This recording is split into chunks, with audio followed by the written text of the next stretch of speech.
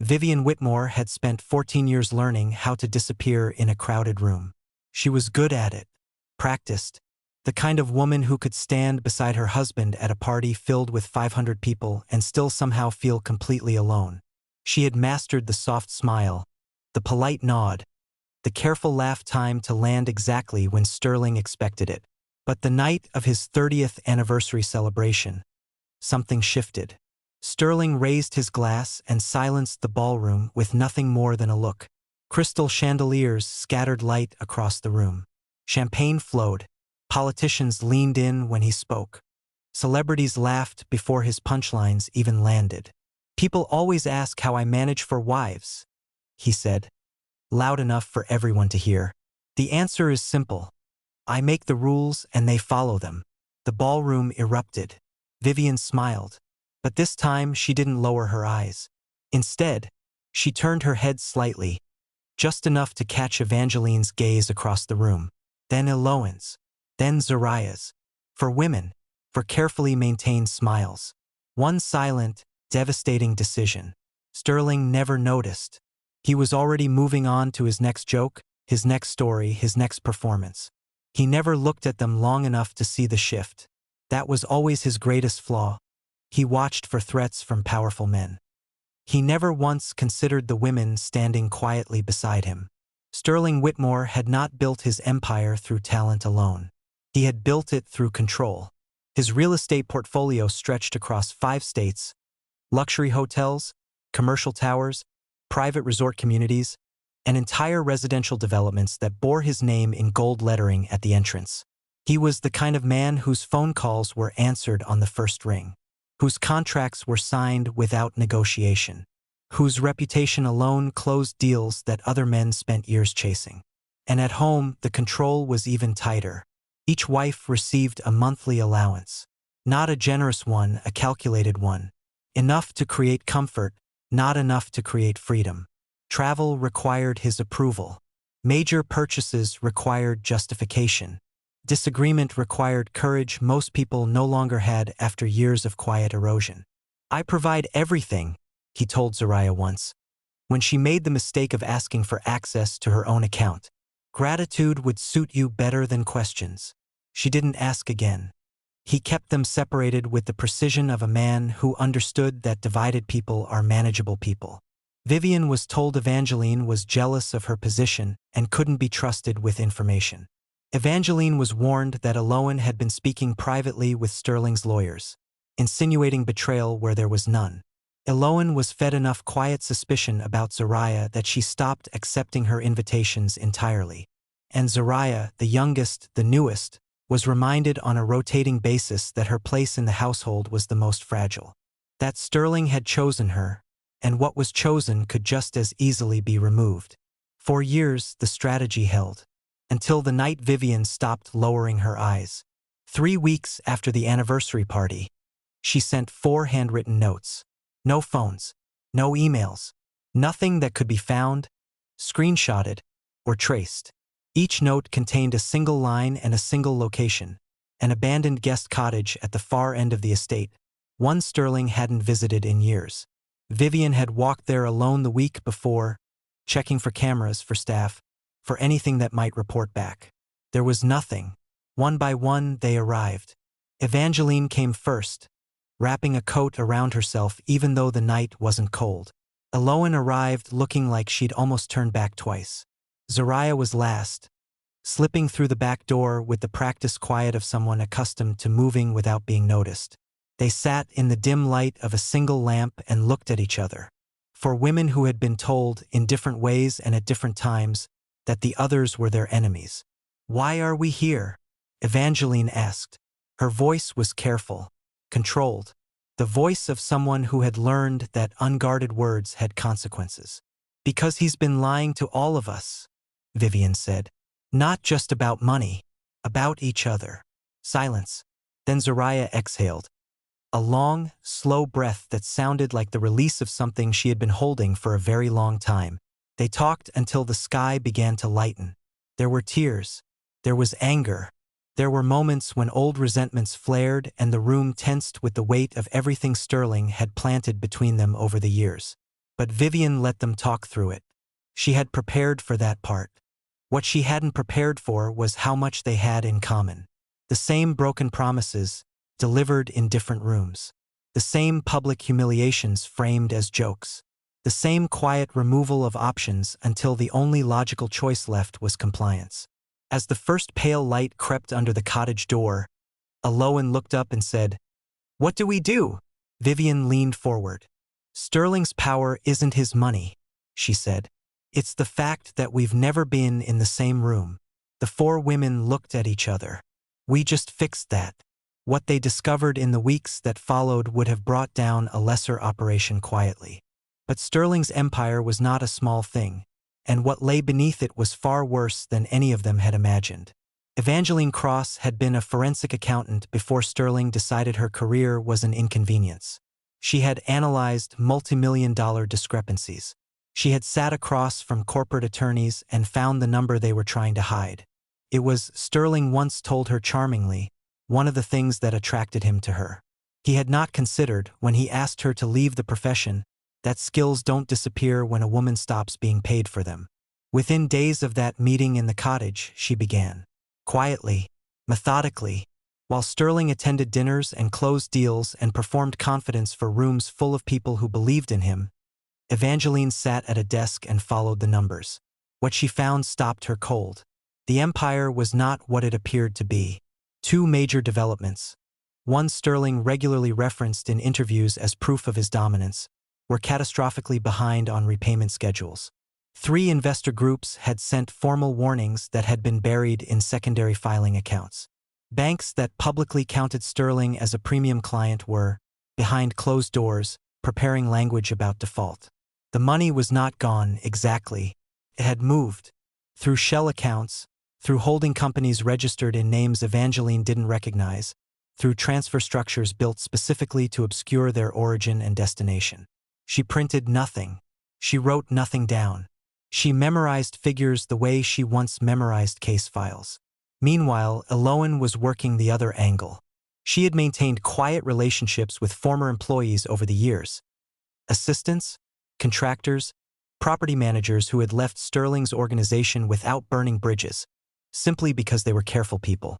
She reached out carefully, casually, an old acquaintance checking in. What came back was a pattern: intimidation, suppressed complaints.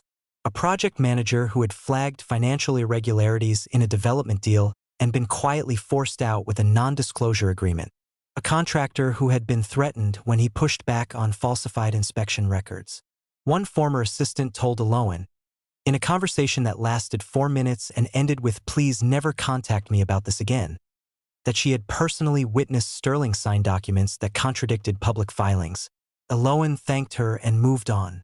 Zoraya's contribution was simpler and, in some ways, more damaging. She was young. Sterling underestimated her consistently, and she had long since stopped correcting him. She moved through the house like someone who wasn't paying attention, which meant Sterling spoke freely when she was nearby, the way people do around furniture. She used her phone. Small recordings, short clips, fragments of conversations between Sterling and men who called in a particular tone, the tight, clipped sound of people who were nervous and trying not to show it. The Harrington deal can't surface before Q4? Do you understand that? If Martinez talks to anyone, that conversation needs to end. I need those signatures dated retroactively. That's not a request. She saved each file with a neutral name and stored it somewhere Sterling would never look, because Sterling had never once considered that Zoraya might be worth watching. They met twice more in the cottage. Each time the table between them was heavier with what they'd found. "He's going to let it collapse," Evangeline said during the second meeting. Her voice was flat with the particular calm of someone who had moved past shock into clarity. "He's been moving assets for 8 months. When this falls, there won't be anything left to fall onto, except us." No one spoke for a moment. "What do you mean, us?" Zoraya asked. Evangeline set down a single sheet of paper she had committed to memory and recreated by hand. Liability transfer documents. 3 of them, prepared by Sterling's private attorney and signed but not yet filed. Each one tied a failing development venture to a specific wife's name. The plan was clean. If the empire collapsed on schedule, Sterling would emerge restructured and personally solvent. The women would inherit the debt, the legal exposure, and the wreckage, while he relocated to a different structure entirely, one already built in the background. Vivian read the documents without expression. Then she looked up. "He taught us," she said quietly, "exactly what to do." They contacted Sebastian Crow through a referral 3 layers removed from anyone connected to Sterling. He was a litigation attorney with a reputation so solid that Sterling had once tried to hire him for his own team and been politely declined. The first meeting lasted 6 hours. "You understand," Crow said, midway through reviewing what they'd compiled, "that most of what you've gathered here would be inadmissible without the right structure around it." "We know," Vivian said, "but it's enough to start an investigation." "Yes." He looked at them. For women sitting at a conference table with the calm of people who had already decided, and said nothing for a long moment. "He's planning a major investor conference," Eloan said. "His way of reassuring the market before anyone goes public with concerns." Crow leaned back. "When?" "For weeks." He nodded slowly. "Then we have 4 weeks to make sure that room understands exactly who they're trusting with their money." Sterling Whitmore had spent 30 years walking into rooms like he owned them. He had no way of knowing that the next room he walked into had already been taken. The morning of the investor conference, Sterling was in high spirits. He'd had the hotel's main ballroom dressed to his specifications. Clean, commanding, the kind of room that communicated power before a single word was spoken. Bankers, board members, institutional investors, regional press. The guest list represented billions in combined capital, and every person on it had been carefully selected. He straightened his tie in the elevator mirror and said to the man beside him, his head of communications, "By tonight, the narrative is ours again." The man nodded. Sterling stepped into the ballroom. The room was full, expectant. He could feel the familiar pull of attention moving toward him as he crossed the floor, that gravitational effect he'd spent decades cultivating. He moved toward the stage and people shifted to make space the way they always did. He reached the podium, adjusted the microphone, smiled. Then the ballroom doors opened. He didn't turn immediately. He was already mid-breath, already pulling toward his opening line, already calculating. But the sound of the room changed, that specific shift in ambient noise that happens when several hundred people redirect their attention at once. He turned. They walked in together. Vivian first, then Evangeline, then Eloan, then Zariah. Side by side, unhurried. For women in a room full of powerful people, and somehow they were the only ones anyone was looking at. Beside them walked Sebastian Crow. Sterling felt something he hadn't experienced in years. He felt afraid. Vivian stepped forward and spoke before he could recalibrate. "Ladies and gentlemen," her voice carried without effort, clear, even, the voice of a woman who had rehearsed nothing because she no longer needed to. "Before Mr. Whitmore continues, there are several things you deserve to know."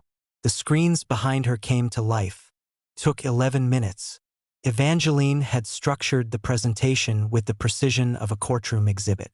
Not everything, not the full picture, not the recordings, not the documents that were now in the hands of a federal financial crimes attorney. Just enough. The shape of the fraud, visible and undeniable, laid out for an audience of people whose entire professional lives were built on the ability to recognize exactly this kind of structure. Account transfers with no corresponding disclosures. Development filings that contradicted internal reports. A liability structure that placed Sterling at the protected center while exposure radiated outward. A voice recording, just 40 seconds, of Sterling instructing someone to backdate signatures. The room was absolutely silent. Sterling stood at the podium with no expression at all, which was its own kind of answer. A reporter in the third row was already typing. A bank executive near the back had his phone pressed to his ear before the final slide appeared. One of the board members, a man who had publicly backed Sterling for years, stood up quietly, straightened his jacket, and walked out without a word. Vivian turned and looked at Sterling. Not with anger, not with triumph, just with the clear, settled look of a woman who had already finished this chapter and was ready for the next one. "You always said you made the rules," she said. The microphone picked it up. The room heard it. She didn't wait for a response. The collapse was not sudden, it was thorough. Major investors withdrew positions within the week.